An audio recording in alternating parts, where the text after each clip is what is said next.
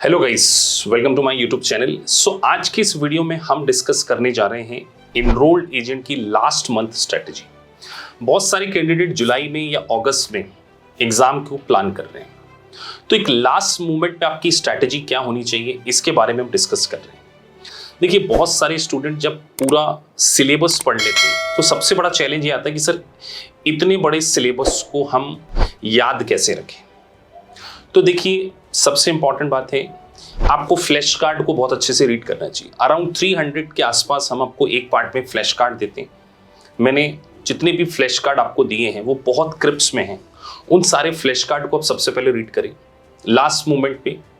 दूसरा, आपको यहाँ पे मगअप करने की कोई जरूरत नहीं है। ना तो आपसे एग्जाम में फेज आउट पूछा जाएगा, ना आपसे कोई एजीआई की लिमिट पूछी जाएगी, ना कोई मॉडिफाई ग्रॉस इनकम की लिमिट। तो याद करने की बिल्कुल कोशिश ना करें।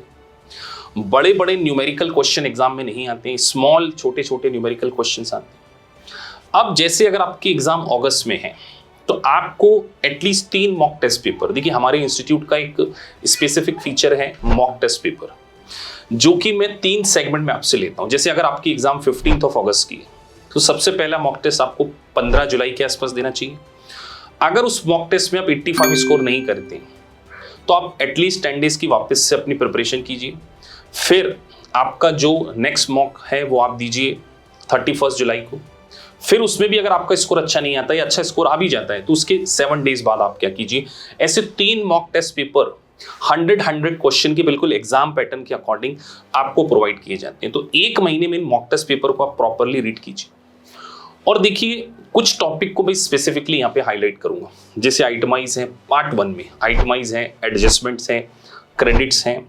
उसके बाद जो बेसिस का कैलकुलेशन है, कैपिटल गेन वाला सेगमेंट, डिसेंडेड वाला सेगमेंट, इन सेगमेंट में काफी कॉम्प्लिकेशन बच्चों को पड़ती है। तो इनके समरी नोट्स तो वैसे मैंने आपको प्रोवाइड किए हैं। इन समरी नोट्स को आप प्रॉपरली रीड कीजिए।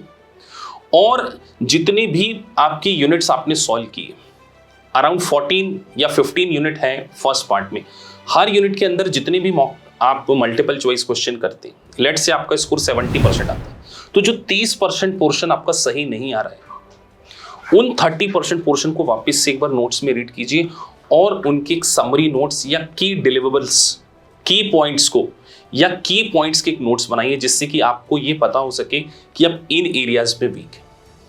इनकम टैक्स की कोई भी रेट याद रखने की आपको जरूरत नहीं है कि सर मेरिट फाइलिंग ज्वाइंटली पे क्या रेट होती है, इंडिविजुअल पे क्या रेट होती है। एग्जाम में रेट नहीं पूछे जाते, लेकिन आपको ये पता होना चाहिए कि कैपिटल गेन के ऊपर ऑर्डिनरी इनकम होती है, मतलब उसका एप्लीकेशन पता होना चाहिए।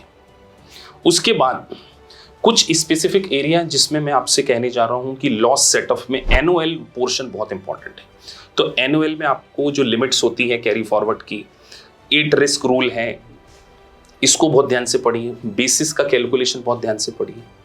और एक और गोल्डन टिप, आपको क्वेश्चन करते समय देखेंगे आप, कई बार आपको क्वेश्चन में एक लैंग्वेज में ट्रैप करने की कोशिश की जाती है, जैसे नॉट वाला पोर्शन है, एक्सेप्ट वर्ड आप देखते होंगे बहुत बार, उसके बाद मोस्ट लाइकली वर्ड आप देखते होंगे।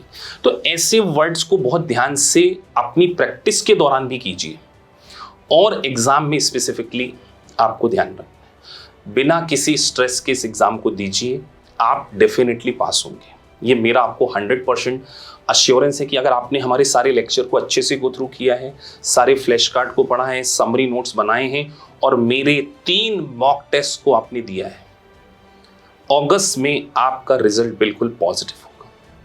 एग्जाम बहुत ज्यादा कॉम्प्लिकेटेड नहीं होती है, ये एग्जाम एप्लीकेशन की है। तो आपको कभी भी ये नहीं सोचना है कि सर मुझे याद नहीं हो रहा है। बेटा, याद करना भी नहीं है, ये प्रोविजन के एप्लीकेशन की एग्जाम है। बड़े न्यूमेरिकल क्वेश्चन नहीं आएंगे, ये मैं आपको बार बार बोल रहा हूँ। केवल आपको लैंग्वेज को इंटरप्रेट करके ऑप्शन को सिलेक्ट करना है। और एक और इंपॉर्टेंट बात, अगर आपसे कोई क्वेश्चन नहीं बन रहा है उसको छोड़िए मत, आप उसमें एजुकेशनल गेस कर सकते हैं। जो भी आपने पढ़ा है उसके बेसिस पे एजुकेशन गेस के ऊपर आप अटेम्प्ट कीजिए, क्योंकि एग्जाम में नेगेटिव मार्किंग नहीं है। मैं बहुत पॉजिटिव हूं कि 15 अगस्त के आसपास आपका रिजल्ट आएगा। रिजल्ट इमीडिएटली आता है और आप पार्ट 1 या पार्ट 2 या पार्ट 3 जो भी अटेम्प्ट कर रहे हैं उसको पास करेंगे। सो एक छोटी सी एडवाइस थी आपको। Thank you for watching this video. Thank you very much.